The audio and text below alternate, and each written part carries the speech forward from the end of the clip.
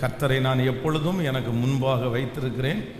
அவர் என் வலது பரிசத்தில் இருக்கிறபடியினால் நான் அசைக்கப்படுவதில்லை. எல்லாரும் சொல்லலாம், கர்த்தரை நான் எப்பொழுதும் எனக்கு முன்பாக வைத்திருக்கிறேன். அவர் என் வலது பரிசத்தில் இருக்கிறபடியினால் நான் அசைக்கப்படுவது இல்லை.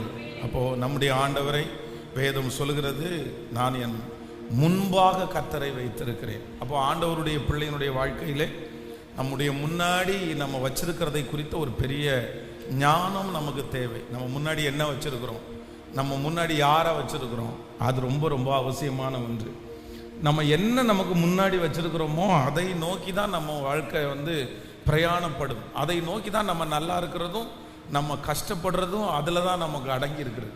அதனால் சிலர் தங்களுக்கு முன்பாக என்னென்னமோ வச்சிருக்கிறார்கள். சிலர் பயங்களை வச்சுருப்பாங்க, சிலர் சில மனிதர்களை வச்சுருப்பாங்க. ஆனால் நீங்கள் உங்களுக்கு முன்னாடி என்ன வச்சுருக்கிறீங்க?